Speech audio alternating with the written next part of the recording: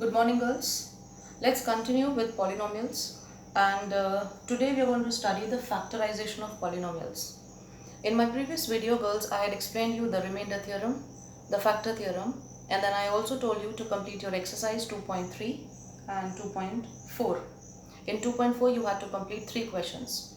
Today, I am going to teach you the factorization of polynomials. Now, factorization of polynomials can be done by different methods, right? Do you remember class 8th factorization chapter? Yes. Now, in that chapter, you had studied few identities, algebraic identities you had studied. Then you had done the grouping method. You had studied the splitting the middle term method, right? So when we factorize a polynomial by different methods, depending on the question. Now in question number 4 and question number 5 in the exercise 2.4, right, we have two more questions, question 4 and 5, which I am going to show you. One will be by splitting the middle term method and the other one will be by the grouping method. Okay, so these two questions I will explain you now, and then we also have three more new identities which we are going to study in this class, right? In the previous class you have already done the square identities. Okay, we will revise that also just now. And first I will explain you how to factorize a given polynomial by splitting the middle term method. So question number 4, it says factorize 12x square minus 7x plus 1, right? Splitting the middle term method means we have to break up this number in such a way that I get total 4 terms in this given question. Okay, or we can say that we will split the middle term to factorize the given polynomial, right? Now let us do the method. Let us start. 12x square I will multiply by 1. The first step is we multiply 12x square into 1, that will give me 12x square. Okay, now I will split up 12 in such a way that I get, on either subtracting or on either adding, I should get minus 7x. I repeat what I said. 12x square I will split up in such a way, I will break up in such two factors so that I get minus 7x. Right, now I have factors 3x and 4x. 3 into 4 will give me 12, and 3 and 4, if I add them, I will get 7x. Now how will we decide the sign? The important is which sign we should put. Now since I want here minus 7x, obviously I have to add both of them, and I will put in both minus sign, and when I add them I get minus 7x, and when I multiply them I get 12x square. So is this clear to you? How do we choose two factors? Yes. Then I will proceed with 12x square minus. Now I won't write minus 7x, but I will write these two factors. Any one I can write. Minus 3x minus 4x. If I put minus 4x here or minus 3x here, it will not change your answer. Plus 1. Okay, then factorize these two and these two. We group them. Here I take out 3x common. 4x minus 1. Okay, now here I have nothing common but 1, so I again write 4x minus 1. Now you should also remember that these two factors should be same, should have same terms, should have same sign. Okay, so that we can take out common. Again we'll write 4x minus 1 as one common factor and 3x minus 1 as another factor, and that's the answer. Okay, so we are going to split the middle term method using splitting method using for the factorization of the polynomials. So I hope you've understood, and this is question number 4, first part. Then I'll do one more. We have 2x square plus 7x plus 3. Now can you think of the factors? Very easy. Can you think of the factors for 6x square? I'll multiply this and this, I get 6x square. Then I'll choose 6 ones are 6.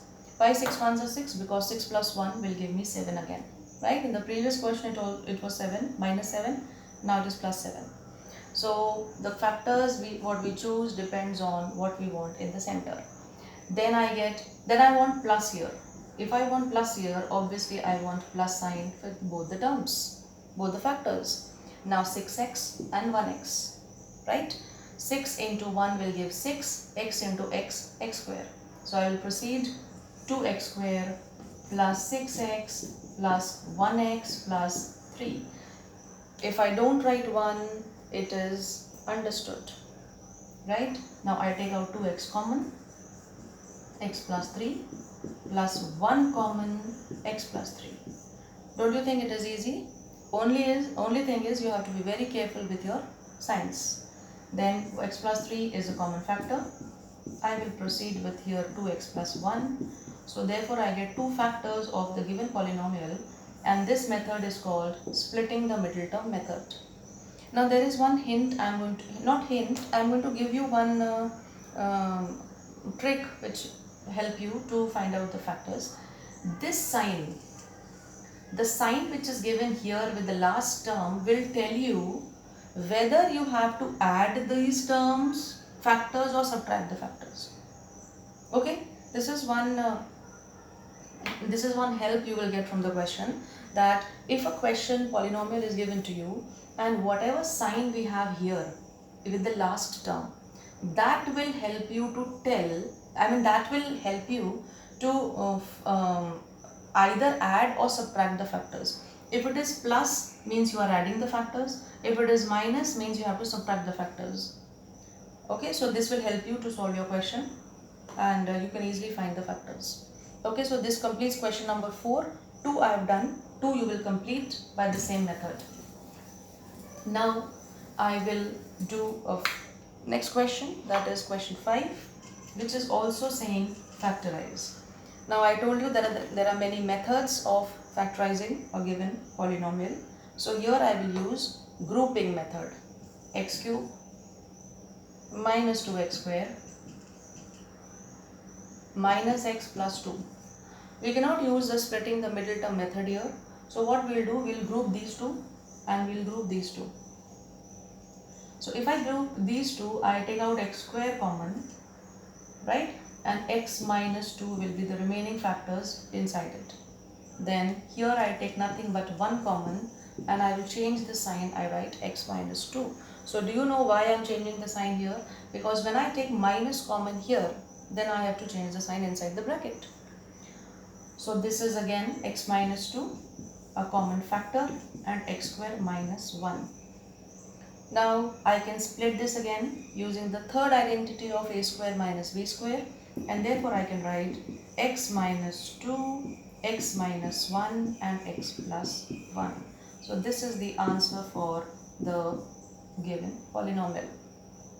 Can you tell me what type of polynomial is this? This is a cubic polynomial. Why?